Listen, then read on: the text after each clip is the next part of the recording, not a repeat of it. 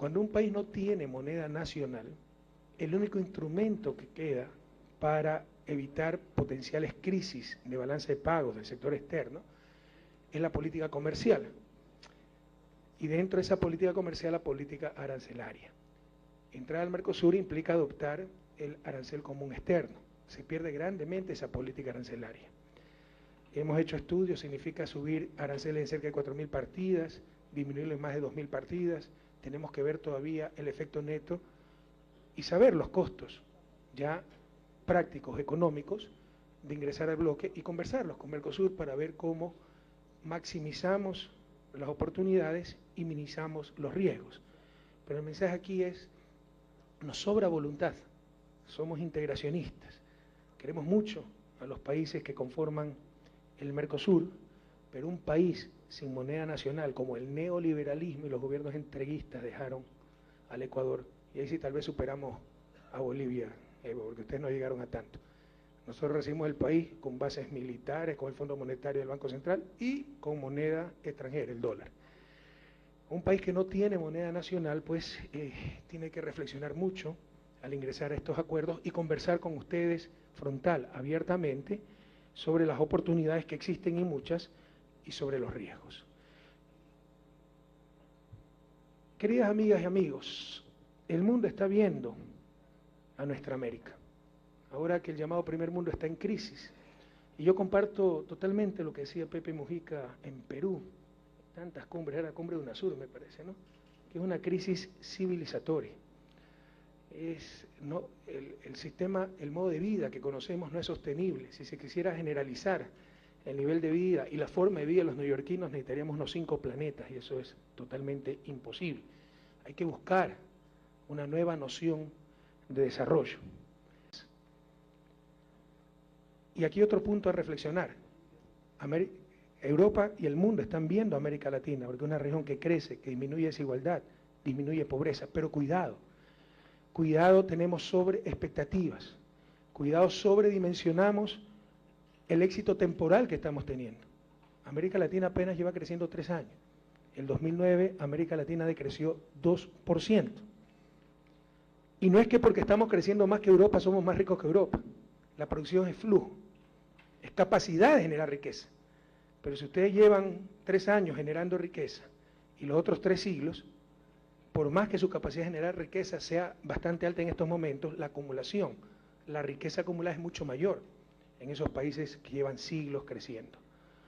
Y eso hace incluso que tengamos que precisar apreciaciones, porque algunas veces se dice Europa se ha empobrecido. No, Europa sigue generando gran cantidad de riqueza, no está aumentando esa capacidad de generar, pero tiene riqueza acumulada. Y esas capacidades son enormes y todavía hay una brecha gigantesca entre nuestra América con Europa, en el ejemplo que estoy tratando. Infraestructura, ciencia y tecnología, talento humano, etc. Ahí están las capacidades para Europa. El problema es un problema de coordinación, y esa es la política económica. Y dentro de esa política, sobre todo la política monetaria, que todo está en función no de superar la crisis lo más rápido, con el menor costo, y haciendo que el costo lo paguen las corporaciones del capital financiero, sino que lo que se busca con la política monetaria de un euro fuerte, mantener la inflación baja y beneficiar a ese capital financiero, que es uno de los grandes causantes, paradójicamente, de esa crisis. Entonces no caigamos en exceso de confianza. Nos va bien temporalmente, pero nada está hecho. Nada todavía es irreversible. Tenemos que consolidar estos procesos de cambio en América Latina. Crecer es necesario, al menos en nuestro nivel de desarrollo, que nadie se engañe, porque crecer es aumentar nuestra capacidad de generar bienes y servicios para satisfacer necesidades, y satisfaciendo esas necesidades, las correctas necesidades, no el consumismo estéril, inútil, artificial, es que se logra el buen vivir. Necesitamos crecer, necesitamos seguir disminuyendo inequidad, necesitamos seguir eliminando pobreza, que para mí es el desafío, no solo el desafío, el imperativo moral de nuestra América. Incluso, de ser necesario, debería ser el imperativo excluyente. ¿Cómo explicarle a las futuras generaciones que una región que siempre tuvo tanto, vivió también tanto tiempo con pobreza, con miseria. A América Latina le sobran recursos naturales, le sobran capacidades. Teníamos para ser la región más próspera del planeta y todavía tenemos pobreza y miseria generalizada, fruto de los malos modelos económicos, de las malas políticas económicas, de los gobiernos entreguistas, de las élites, clases de élites que hemos tenido, excluyentes, que utilizaban los frutos del progreso no para dar bienestar a las grandes mayorías, sino para diferenciarse cada vez más de esas grandes mayorías, con sus clubes exclusivos, sus country, le llaman en Argentina, sus barrios exclusivos, sus colegios exclusivos, etcétera. Y decía, vencer la pobreza es el imperativo de ser necesario excluyente, porque muchas veces se pretende que demoremos más en superar esa pobreza, o condenemos a mucha gente mucho tiempo a la pobreza en supuestas defensas, en mi criterio equivocadas, a la naturaleza, olvidándonos que ese ser humano no es lo único importante en la naturaleza, pero sigue siendo lo más importante. Y esto, por favor, a nuestros hermanos de las organizaciones de la sociedad civil, ayuden a esta lucha. Yo creo que es una de las cosas que debemos discutir en esta clase de foros. En todos nuestros países tenemos estos problemas. Grupos extremistas que pretenden que la miseria sea parte del folclore, la pobreza parte del paisaje, y que dicen no al petróleo, no a las minerías, no a las hidroeléctricas, ¿no? Que el paisaje no se altere en absoluto, así los seres humanos que viven en ese paisaje estén muriéndose de hambre. Y las mayores víctimas de esto son nuestros pueblos ancestrales. No nos engañemos, nuestros pueblos ancestrales no viven bien, pero hay muchos que consideran la miseria como parte de la cultura. Esa es la mayor forma de racismo. Quisiera que vieran 2 semanas en las condiciones que viven nuestros pueblos ancestrales para ver si les dura el entusiasmo, ¿verdad? Por eso qué alegría, qué satisfacción escuchar a un líder histórico, indígena, como Evo Morales, decir, tenemos que aprovechar nuestros recursos naturales, con absoluta responsabilidad social, ambiental, pero aprovecharlo, es la oportunidad para salir más rápido de la pobreza, el imperativo moral de ser necesario excluyente que tienen nuestros países. Sin embargo, ni de lejos es excluyente, por el contrario, refuerza esa conservación, esa protección de la naturaleza, porque así como la opulencia destroza el planeta con el consumo de energía, los gases de efecto invernadero, etcétera, la pobreza, la miseria también la afecta, con la sobreexplotación de los suelos, la expansión de la frontera agrícola y pecuaria. Yo no le puedo decir a una familia que no tiene ingreso, que no tiene trabajo y que vive al lado de un bosque, no tale el bosque, será insostenible. Necesitamos primero resolver su problema de pobreza. Entonces, lejos de que resolver la pobreza sea excluyente a la conservación, la refuerza esa conservación, la hace sostenible.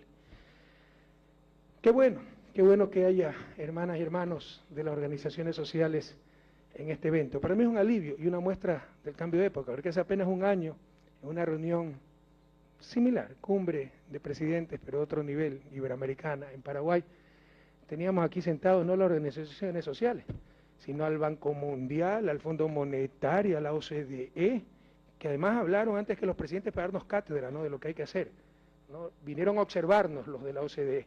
Entonces, en esa ocasión, pues yo intervine y digo, bueno, esperamos la invitación para irlos a observarlos ustedes a la Unión Europea. Qué bueno que estén nuestros compañeros de la sociedad civil. Y que sigamos dando pasos en ese sentido. Por ejemplo, ya liberarnos del yugo de esta burocracia internacional, que no nos equivoquemos, no defienda a nuestros pueblos, no defienda a nuestros estados, está defendiendo al gran capital. Ustedes sabrán que hace pocas semanas tuvimos un fallo escandaloso del CIAD y por todos estos tratados de protección recíproca de inversiones, los TBIs, los tratados bilaterales de inversión, que dan más derecho al capital, y eso lo deben saber ustedes, que a los seres humanos. Si hay un atentado a los derechos humanos en uno de nuestros países, con la normativa interamericana, primero hay que agotar las instancias jurídicas del respectivo país antes de poder acudir a instancias interamericanas. En el caso del capital no, con estos TBI, no tienen que ir a media corte, a ningún juez, directamente transnacionales llevan a estados soberanos a estos centros de arbitraje, donde siempre se falla en función del gran capital, no de nuestros estados. Un ejemplo, el caso Oxy, cuando se declaró la caducidad del contrato de esta petrolera norteamericana por abierto rompimiento a la ley. La caducidad, de acuerdo al contrato, no es materia de arbitraje. Sin embargo, el CIADI, el Centro de Arbitraje del Banco Mundial, aceptó, se declaró competente frente a la denuncia que hizo Occidental, porque consideró que si bien las dos partes habían acordado en el contrato que caducidad no era materia de arbitraje, ellos creen que afecta a las inversiones. Entonces, como son los guardianes de los intereses del capital, se declararon competentes. En el proceso se reconoce que la OXI incumplió la ley ecuatoriana en forma abierta, cedió 40% de su concesión a una tercera empresa sin autorización del Estado. Esto no era inocuo, esto era robarle al Estado, porque ese traspaso de acciones exigía pagar una prima al Estado, nos estaba robando. Además, que de acuerdo a la ley, exigía renegociar el contrato en iguales o mejores condiciones. Y lo que dice el tribunal es que la pobre Occidental, seguramente paupérrima, no tuvo para contratar abogados, entonces fue un error de buena fe. O sea, que haya incumplido tan groseramente la ley ecuatoriana, se le chispoteó, como dice Chespirito, ¿no? Otro héroe de América Latina, Roberto Gómez Bolaño, uno de mis ídolos, se le chispoteó.